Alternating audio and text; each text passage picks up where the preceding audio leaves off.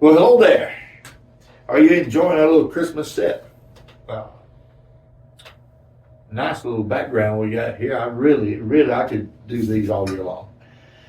I've been talking to you about Christmas traditions and the people that we knew and some of the things we enjoyed in the middle villages. I think stories from Christmas past are so much fun. And I'm going to tell you one right now that every time I think about it to this day, I still get a chuckle. You know, things get funnier the further away from them you get. At the time they're happening, maybe not too funny, and you get a few years away from them, and the further away from them you get, the funnier they get. Well, here's a tradition. My Aunt Flossie, bless her heart, every year, for years, she sent my mother every year a homemade fruitcake. Now, I don't know what to call this. I'm going to describe it. You ladies, you'll know what I'm talking about. You men, just ask the ladies, they'll tell you. This pan that she baked it in, right, had a little thing coming up in the middle. When you took the cake out, it left a hole in the middle of the cake. Now, y'all are turning around telling your husbands right now what that is. Somebody needs to tell me what it is. Anyhow, there was a hole in the middle of this cake. This cake had all manner of fruit baked into it and all, and my whole family loved them. I could not get up a taste for them to save my life. But my family loved them. My granddad, my mother's daddy, every year, he had a little tradition that he would do. He would go out to the getting place, wherever that was. He'd buy a bottle, I don't know, about this high, about that big around, full of rum.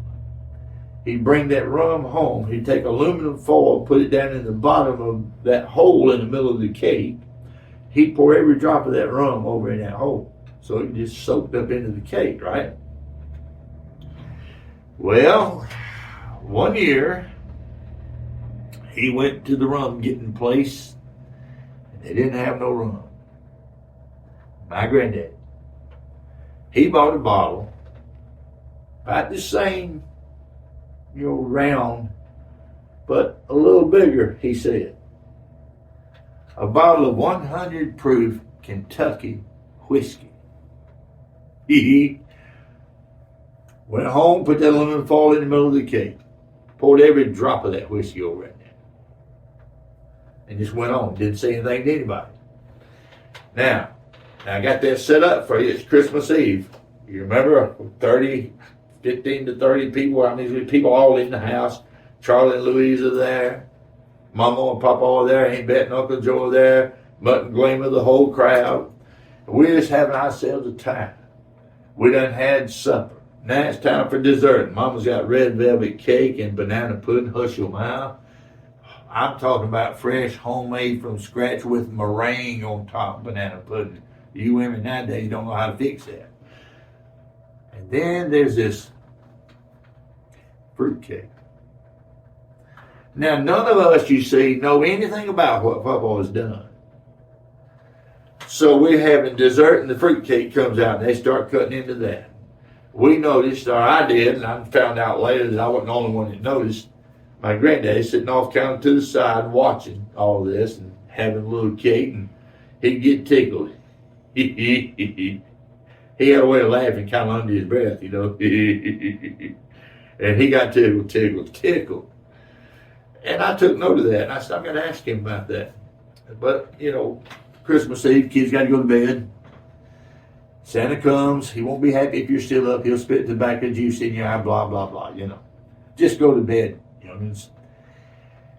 The next day we get up and we're opening gifts. And it came to my mind to ask my granddaddy what had him so tickled at supper the night before.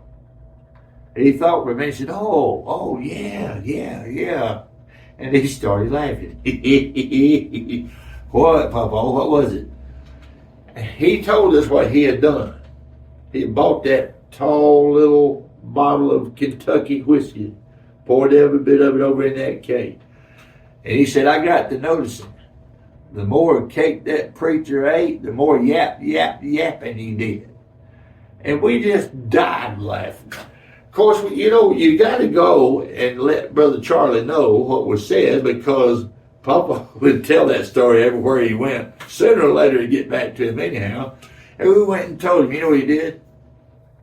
He laughed so hard till he cried. Nobody got drunk on fruitcake.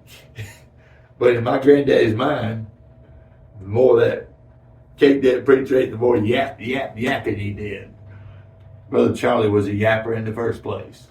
And so was my daddy and my mom. And we were all, us youngers grew up around a bunch of yappers. We became yappers.